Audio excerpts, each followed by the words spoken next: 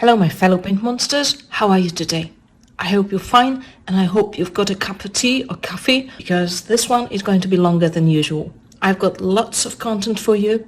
This week I'm reviewing paints from Blue Pine Arts made by Trupti in India. Trupti was insanely generous and she sent me lots of beautiful things to try out. She gifted me a lot of paints. I got a beautiful brush roll. I've got a lovely sketchbook, which I'm not going to review as I only review watercolors, but I'm going to show it to you at the end of this video, so make sure to stay with me until the end. So I did not pay for any of these, but I did my best to test these paints to the best of my ability and to do it thoroughly and honestly, as always. And I spent quite a lot of time playing and experimenting with these, partly because I had a lot of fun just using these, and partly because I discovered some interesting things about these paints. Keep watching to see what I mean. But overall I tested these paints on 5 different types of paper. I tested them on Arches called pressed cotton paper, which I use for all of my reviews and swatching and color mixing. I used them on Jackson's Echo paper. I used them on Daleroni hot press cellulose paper. I used them in my Pentalique Aqua journal, and I used them in a Canson XL sketchbook, so it's going to be interesting. I got slightly different results on virtually every type, and so this time you're going to see some demo pictures that I did while experimenting and testing the paints. So here we go. As I said, I've got quite a lot of colors. Some of these I really enjoyed immensely, like for example Lady Murasaki, Storm Blue, which is one of my absolute favorites, Rosa Marine, Beryl Marine. I think these are amazing and quite unique. They offer quite a strong texture. Some of them separate slightly. There's the beautiful Indus Blue Red shade. I really like the muted tones like Dust Mauve, Star Anise Caput Mortem or China Red. Evening Glow is lovely and it turns out to be very versatile and very useful. It's the only color of all of these that I got that is permanently slightly sticky, but other than that it works great. And there's Hub's Orange, which is definitely one of my favorite oranges, if not the favorite orange color that I have. It's amazing. It looks as if it had a light built in. It's very juicy and very sort of luminescent. I love it. And the first thing you're going to notice when you start using these paints is that they do not require pre-wetting at all.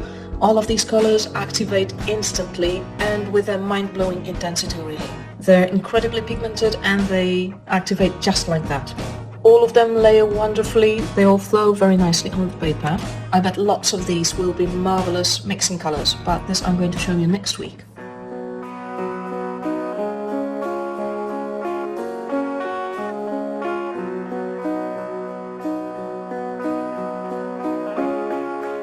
When it comes to rubbing off, none of these paints rub off apart from Dark Clove Hematite, which possibly could rub off and smear a bit if you use it in a sketchbook, and then if you carry this sketchbook with you and the pages brush against each other, then Dark Clove Hematite might be a little problematic and some of the paint might actually come off the paper, so you're going to see a difference on what you've painted, but this is the only of these colors that does this.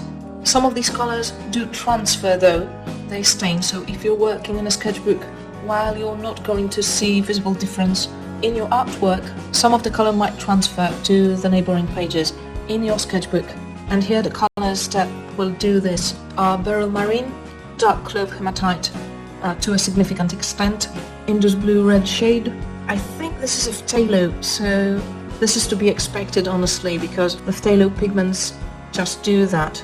Sky Blue transfers a little bit, Trupti's Grey does transfer, Dust Mauve, Star Anise Caput Mortem will transfer. Again, this is not surprising as hematites and Caput Mortems and in general red and brown iron oxides do usually transfer. New Leaf transfers slightly. I don't think it's going to be an issue. Ocean Teal, Sunset Peach do transfer, and Hub's Orange does transfer quite a bit. Cloud Purple stains a bit, and Mars Black Pepper does transfer too. So if you do tend to work in sketchbooks a lot, you might be a bit careful with how you use them.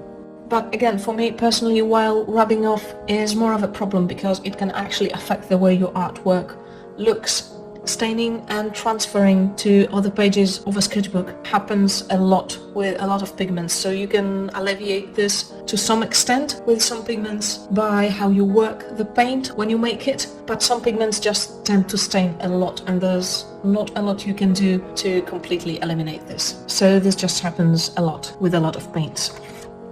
Now, one thing I noticed with these paints is that on certain types of paper, especially thick, more rough cotton paper, but it does also happen on my artist cold press to a degree, is that it's not visible while the paint is still wet when you're painting, but when the paint dries, tiny white dots appear on the surface, like teeny tiny places where white paper shows through. In my experience, this is something that happens when you have micro bubbles of air in the paint and they burst, leaving tiny places not covered with paint. And this happens with some colors to a larger degree than with others. So while you'll notice that this is something that happens with Rosamarine, for example, or Lady Murasaki, or Trupti's Grey, it doesn't seem to happen with, for example, Velvet Sky or Indus Blue or Evening Glow. And this is something that does not happen on all kinds of paper. As I said, thicker, more rough, usually cotton paper. This is a kind of paper where it happens, like the Jackson's Echo paper that I'm using in this little demo. You'll see that this effect is not visible while the paint is still wet when I'm painting, but where the picture is already dry, you'll see some of the white appear in the finished piece. You can alleviate this to some extent using multiple thinner layers of paint, but with such thick rough papers like Jackson's Echo paper, this might not go away completely. And this does not seem to happen at all on smoother papers like the Daleroni Aquafine Smooth Cellulose paper or the Canson XL paper. While I was testing for this, I noticed something that is not noticeable on cotton paper or thicker paper, but on smooth cellulose paper like the Daleroni, you'll notice that some of the paints have tiny clumps of pigment in them that stay visible. I find that it's most visible in Beryl Marine, Dark Clove Hematite, but to a lesser degree. So even after your artwork is dry, you might actually notice these tiny particles. And these clumps can be dissolved with water. You can make them go away, so it's just pigment. I could only really see this on the Aquafine Daleroni paper and the Canson XL paper. I did not see that happen in my Pentalic Aqua Journal. I did not see that happen on Archie's Cold Press, but I don't think it's a big issue anyway. So yeah, this is pretty much everything I have to say about these paints. They re-wet brilliantly, they're very pigmented, some of the colors are pretty unique, they layer very beautifully. Hobbs Orange positively glows on the paper, and you just have to be a bit careful with these on certain types of paper. And Dark Clove Hematite does rub off a little bit and it might smear. And I promised I would show you the sketchbook that I got from Trupti. It's bound in fabric. It's got 4 types of paper inside, 2 different types of white watercolor paper, black watercolor paper, and a kind of paper that has little flowers in it. It's very pretty. Alright, that's all I've got for you today. I hope you enjoyed this video, and next week I'm going to be making a color mixing video featuring paints from Blue Pine Arts. So thank you for watching, stay tuned, and I'll see you next week. Bye bye!